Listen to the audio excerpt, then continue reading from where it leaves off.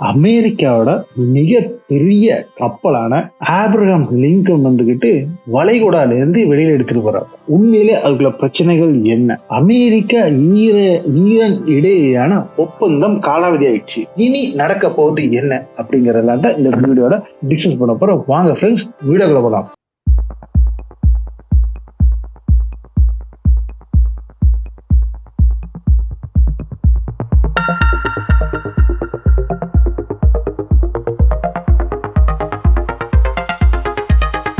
Hi friends, welcome back to SJ Tamil Nadu செய்திகள் and நான் உங்கள் எஸ்ஜே.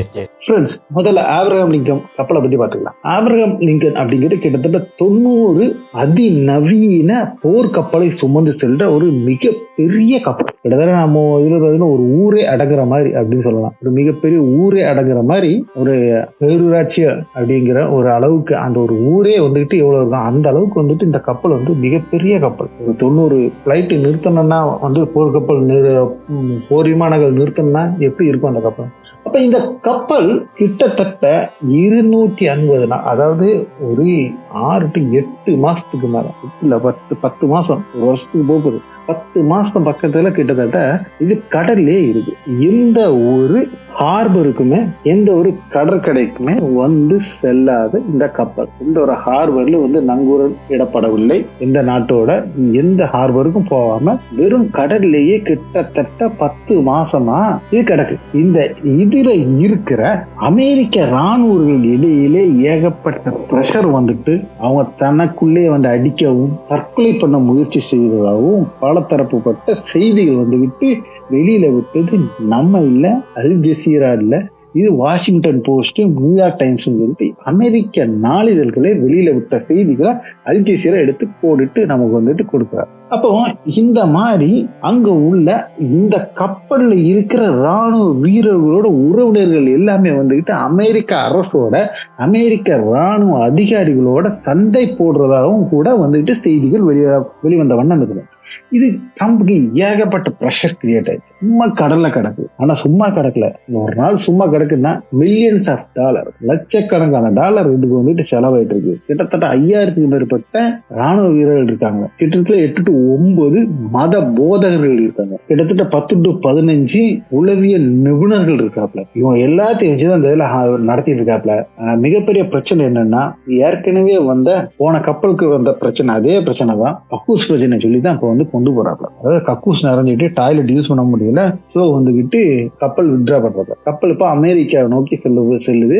அதுக்கு பதில் வந்துகிட்டு வேற ஒரு கப்பல் அமெரிக்கா சைட்ல இருந்து வரும். இதுதான் மேட்ரு. ஆனா அமெரிக்கா என்ன சொல்றாங்க, அதெல்லாம் கிடையாது, அவங்க வந்து அங்குள்ள ராணுவ வீரர்களை வந்துட்டு மிக மன வலிமை உடையவர்கள், அவங்க செய்ய மாட்டாங்க, இதெல்லாம் செய்தி வந்துகிட்டு ரொம்ப ஹைப் பண்ணது அப்படி அப்படிங்கிற மாதிரி வணக்கமா சொல்றா படம் இவங்க சொல்லிட்டு போயிட்டு இருக்கா. சரி, எப்படியும் ஆப்ரஹாம் லிங்கன் வந்துகிட்டு கரை கெடுக்கிறார். அந்த ஆப்ரஹாம் லிங்கன் 10 மாசம் வந்து மத்திய கிழக்குல நின்றுட்டும் ஒரு ரெக்கார்ட் இருக்கு.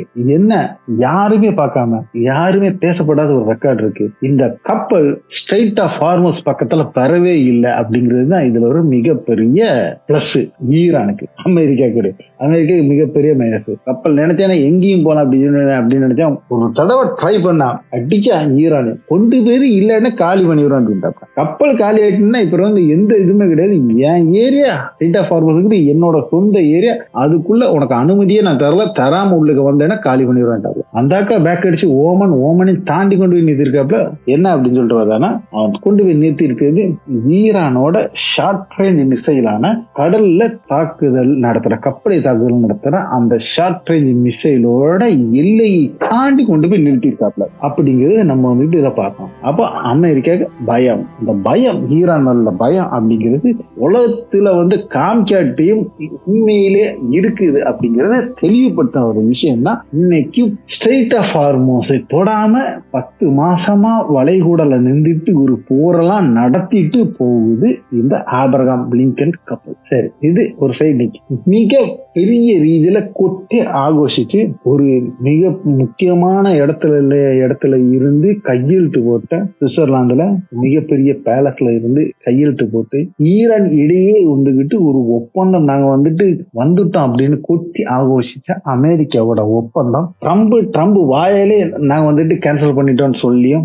அப்படிதான் இருக்குன்னு அமெரிக்கா அரசு சொல்லியும் இன்றைக்கு அதாவது ஞாயிற்றுக்கிழமை நேற்றோட அந்த ஒப்பந்தம் காலாவதி ஆயிட்டு இதுவரை நீட்டிக்க ஈரான் சம்மதிக்கவில்லை. இதுதான் இப்போ உள்ள ஒரு ஹாட் நியூஸ். அப்ப ஈரான் சம்மதிக்கிற மாதிரி ஆயிடுச்சு. கப்பலை வெளியில் நிறுத்தி அந்த அம்சங்கள் கோரிக்கை எல்லாத்தையும் நீ முடிச்சுட்டு வா, அதுக்கப்புறம் பேச்சுவார்த்தை நடத்திக்கலாம், இல்லைன்னு நோ பேச்சுவார்த்தை அப்படின்ட்டாப்ல. ஈரானோட சபாநாயகரான கலீஃபா அவர்கிட்ட தான் இந்த பொறுப்பு ஒப்படைக்கப்பட்டிருக்கு. அவர் தான் முக்கிய நிலையில இந்த பொறுப்பு எடுத்து செய்ய வராரு. அவர் சொன்ன இதுல தெளிவா சொல்லிட்டாப்ல, இந்த அக்ரிமெண்ட்டை பொறுத்தவரை ஏற்கனவே கேன்சல் ஆயிட்டு ட்ரம்ப் சொல்லிட்டாப்ல, நாங்க இந்த அக்ரிமெண்ட் பெருசா எடுக்கவும் இல்லை. இந்த அக்ரிமெண்ட் சொல்லப்பட்ட இந்த செய்திகள் எல்லாத்தையும் முடிச்சுட்டு வந்தா நம்ம பேச்சுவார்த்தை நடத்திக்கலாம், இல்லாட்டினா பேச்சுவார்த்தை கேன்சல் அப்படின்ட்டாப்ல. பேச்சுவார்த்தை டேபிளுக்கே ஈரான் வராது அப்படின்ட்டாப்ல. முடிஞ்சிச்சு. பாகிஸ்தான் அரசுல இருந்து உட்கார்ந்து மல்லு கட்டி பார்த்தாப்புல 3 நாளா இந்த ஒப்பந்தம் காலாவதி ஆகிறதுக்கு 3 நாள் முன்னாடி வந்துட்டாப்ல.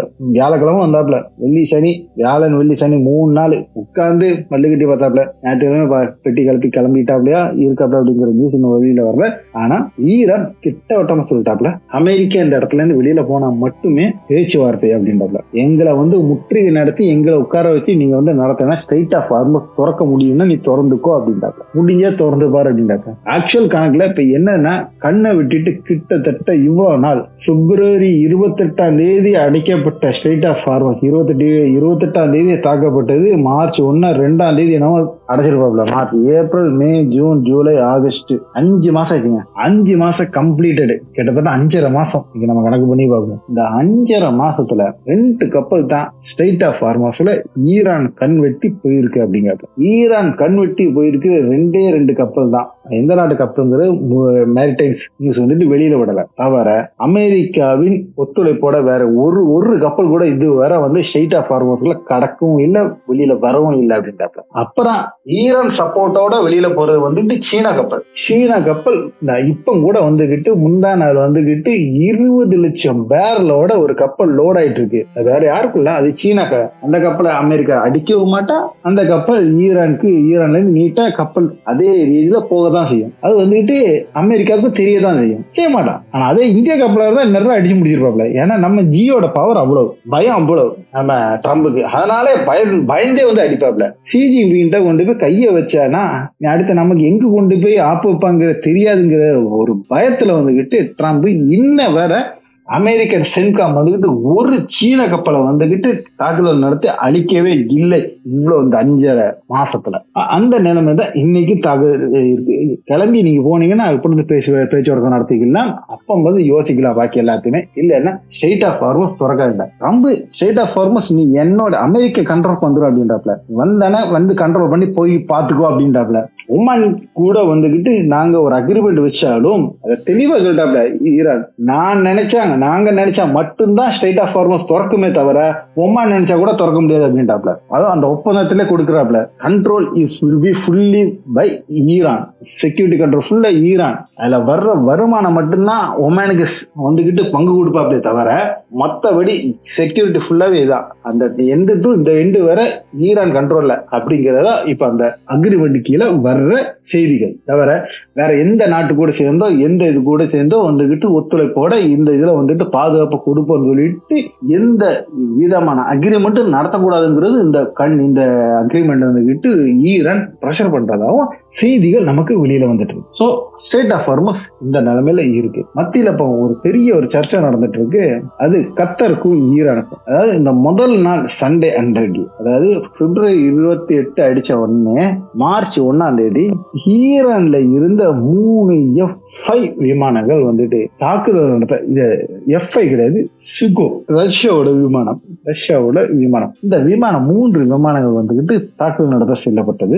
அந்த 3 விமானத்தையும் கத்தர் அழிச்சிட்டாப்ல. கத்தர் அழிச்சிட்டானாலும் அந்த 3 விமானத்துல ஒரு விமானி மட்டும் மரணம் அடைந்தாரு. மத்தவங்க 3 விமானத்துல உள்ள மொத்த 4 விமானிகள் சொல்றாப்ல. அதுல 3 விமானிகளை பிடிச்சு வச்சிருக்காப்ல அப்படின்னு சொல்லப்படுது. இது 2 தரப்பான செய்திகள் வெளியில வருது. ஒண்ணு இது பிடிச்சு வச்சிருக்க கத்தர்ல அமெரிக்கா கண்ட்ரோல்ல தான் அந்த 3 பேர்த்த வச்சிருக்காப்ல அப்படிங்கிற ஒரு நியூஸ் வெளியில வேற ஒரு சைட்ல இருந்து லீக் ஆயிட்டு இருக்கு. எவ்வளவுக்குள்ள உண்மை அப்படிங்கிற சாலிடான ப்ரூஃப் நம்ம கையில வரல, அதனால நம்ம வந்துட்டு சொல்ல முடியும். ஆனா இருக்கலாம் அப்படிங்கிறது வந்துட்டு பெரியது. அப்போ இது கத்தருக்கு தெரியுமா தெரியாதா அப்படிங்கிறது தெரிஞ்சுதான் இருக்கும் அப்படின்னு.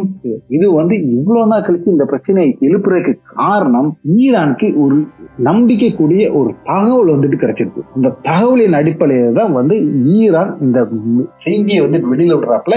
ஈரான் வந்துட்டு ரொம்ப காட்டமா வந்துகிட்டு கத்தர் கிட்ட வந்துகிட்டு பிஹேவ் பண்றாப்புல. இது கிட்டத்தட்ட கத்தருக்கும் ஈரானுக்குள்ள உறவே பாதிக்கப்படும் அப்படிங்கிற ஒரு நிலைமை கூட வரும் அப்படிங்கிறாப்புல. இது எல்லாமே செய்யறது அமெரிக்காக்காக தான் கத்தர் செய்யுது அப்படிங்கிறது தான் வந்துட்டு இப்ப ஈரானுக்கு கிடைச்சிருக்க செய்திகளும் கூட. அப்போ இந்த விமானிகளை வந்துட்டு வச்சு அமெரிக்கா என்ன செய்யுது, என்ன பண்றாங்க, அதுதான் இப்ப வந்துகிட்டு ஈரானுக்கு பயங்கர ப்ரெஷரா இருக்கு. அதுவும் வந்து சொல்லிக் கொடுக்க போறது இல்லை, எங்க இருக்கு என்ன இருக்குங்கதான் வந்துட்டு சொல்லிக் கொடுக்க போறது இல்லை அப்படிங்கிறது ஈரானுக்கு நல்லாவே தெரியும். இருந்தாலும் இவங்களை வச்சு ஈரான்ல இருக்கிற அந்த சுரங்கப்பாதைகள் கீழே, பூமி கீழே இருக்கிற இந்த ஆயுத குடோன்களும் இந்த ஃபைட்டர் ஜெட்களும் இந்த எல்லாத்தையும் வந்துகிட்டு அந்த இடத்த கண்டுபிடிச்சு அழிக்கலாம் அப்படிங்கிறதுக்காக வந்து அமெரிக்கா இவங்க கஸ்டடியில வச்சு டார்ச்சர் பண்ணிட்டு இருக்காப்ல அப்படிங்கிற மாதிரி ஒரு செய்திகள் ஈரான் கையில கிடைச்சதுனா தான் ஈரான் இப்ப வந்துட்டு ரொம்ப ஹார்ஷா வந்துகிட்டு இதெல்லாம் பண்ணிட்டு இருக்காப்ல. ஆனா கத்தர் வந்துகிட்டு எப்பவுமே உள்ள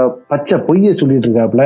நாங்க வந்துகிட்டு தாக்குதல் நடத்தினோம், சரி தாக்குதல் நடத்தா 3 பேர்த்தோட உடலையும் கொடுத்துருக்கோம்ல, ஒரு உடலை கொடுத்துருக்கீங்க, 4 பேர்த்தோட உடல் கொடுக்கணும், ஏன் 3 பேரோட உடல் எங்க அப்படின்னா அது எங்களுக்கு தெரியாது அப்படிங்காப்ல. அப்ப இது எப்படி நம்ப முடியும்? ஒரு உடலை நீங்க தான் எடுத்து கடவுள்ல இருந்து எடுத்து கொடுத்தீங்க, அப்ப மீதி 3 பேர் அதுல வந்துட்டு மொத்தம் வந்து பாராசூட்டால இறங்கிட்டாப்ல அப்படிங்கிறது ஈரானுக்கு கிடைச்ச செய்தி. ஏன்னா அந்த போர் விமானங்கள்ல இருந்து சிக்னல்ஸ் போயிட்டு இருக்குங்களா, அதுல லாஸ்டா கொடுத்த சிக்னல் நாங்க வந்துட்டு பாராசூட் இதாகி இறங்குறோம் அப்படின்ட்டு சொல்லிட்டாப்ல. பாராசூட் ஆன் பண்ணிட்டு இறங்கிட்டாப்ல. அப்போ இது எங்க போனாங்க அப்படிங்கறத இப்ப வந்துட்டு மிகப்பெரிய ஒரு பிரச்சனையா வந்துட்டு பூதாகரமா நடந்துட்டு இருக்கு. பொறுத்து பார்க்கலாம், உண்மை எப்படி வெளியில வரதான் செய்யும். அப்ப பார்க்கலாம் என்ன செய்ய போறாங்கன்னு. அதுக்கு மிகப்பெரிய வேலையை வந்துகிட்டு கத்தர் கொடுக்க வேண்டி இருக்கும். ஏற்கனவே வந்துகிட்டு அமைதியா போயிருக்காப்ல கத்தர் கிட்ட. ஏன்னா அது கத்தர் வந்து மிகப்பெரிய அமௌண்ட் கொடுக்கன்னு சொல்ல போய் தான் வந்துகிட்டு ஈரான் வந்துட்டு அமைதியா போனாப்ல. இதுக்கு வந்து சரியான ஒரு விலை கொடு, இது வந்துட்டு ஒரு முடிவு ஒரு பதிலும் வந்துகிட்டு கத்தர் சைடுல வரலன்னா இனி ஒரு தாக்குதல் அமெரிக்கா நடந்துச்சுன்னா கத்தர் மேல ஒரு மிகப்பெரிய தாக்குதல் வந்துகிட்டு நம்ம எதிர்பார்க்கலாம். கத்தர் வந்துகிட்டு ஆடுற அளவுக்கு வந்துகிட்டு ஒரு மிகப்பெரிய தாக்குதல் நிச்சயமா வந்து ஈரான் சைட்ல இருக்கும் அப்படின்னா வந்துட்டு ஈரான் தரப்பு உள்ள ஆய்வாளர்கள் வந்து சொல்றாங்க. ஓகே ஃப்ரெண்ட்ஸ், அடுத்த ஒரு நல்ல ஒரு வீடியோ மாதிரி உங்களை சந்திக்கும் வரை உங்களிடம் விடைபெற்றுக் கொள்வது உங்கள் SJ.